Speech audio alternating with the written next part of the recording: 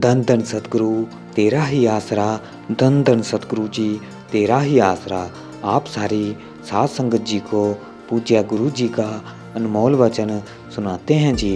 पूज्य गुरु संत डॉक्टर गुरमीत राम रहीम सिंह जी साहब फरमाते हैं कि मनुष्य संसारिक काम काज सारा दिन पूरा जोर लगाकर करता है। जैसे कि कोई विवाह हो या मृत्यु, किसी की सगाई पर, किसी बच्चे के जन्मदिन के समारोह पर जाना हो, कोई मकान आदि निर्मित करना हो या कोई दूसरा काम काज या सिनेमा सर्कस आदि देखने जाना हो, तो बड़ा ही अच्छा समझता है और जाता है। पूर्ण ध्यान उस ओर ही रहता है। वह सब काम जरूरी समझता है, परंतु संत महात्माओं की संगत में जाने से बहुत ही कतराता है।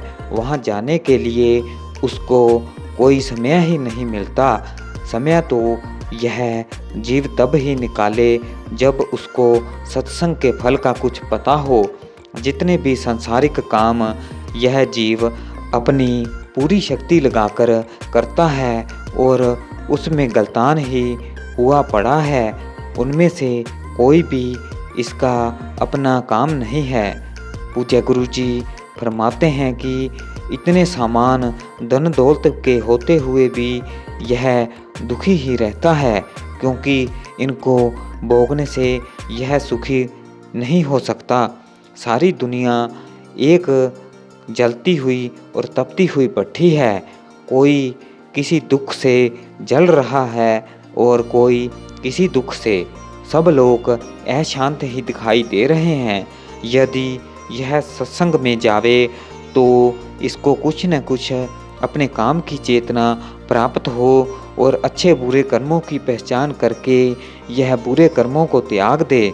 दुनिया में जलते और तपते हुए लोगों के लिए सत्संग एक बहुत ही मूल्यवान नियामत है और शीतलता पहुंचाने वाला है। दुनिया के दुखों और क्लेशों में तड़प रहे जीवों के लिए सत्संग ही एक ऐसा आसरा है जो इनसे सुरक्षित रखता है।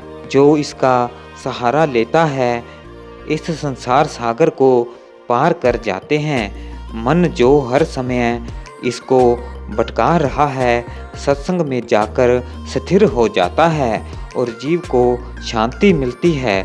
जो कोई इसको बुरे कर्मों की ओर जाने के लिए प्रेरणा करता है, तो वह बड़ी प्रसन्नता के साथ उस ओर ध्यान करता है और उसकी शिक्षा को ग्रहण भी करता है।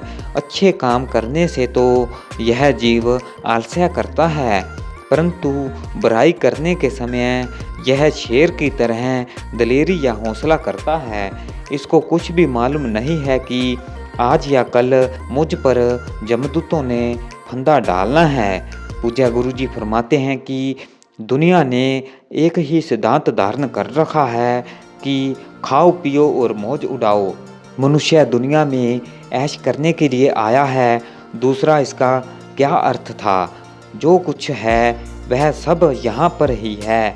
न कोई आगे नरक है, न ही स्वर्ग, और न ही कोई 84 लाख, न ही मुक्ति है। यह ऐसे ही जीव को भय या डर दिया गया है। यह जग मीठा अगला किन डिठा। जो इसको कहते हैं कि शराब पी मांस खा, पराया हक लूट कर खा, जो मन चाहे विषय विकार भोग, तो यह सब बातें मन ध्यान देकर सुनता है और अच्छी समझता है। पूज्य गुरु जी फरमाते हैं कि विषयों की प्रीत में जो कि बारंबार नरक की ओर ले जाने वाली है, यह मन दौड़ कर जाता है। नाम और सतगुरु की प्रीत जो सदा सुख देने वाली है, यह मन भागता है। धन धन सतगुरु तेरा ही आसरा, धन धन सतगुरु तेरा ही आसरा।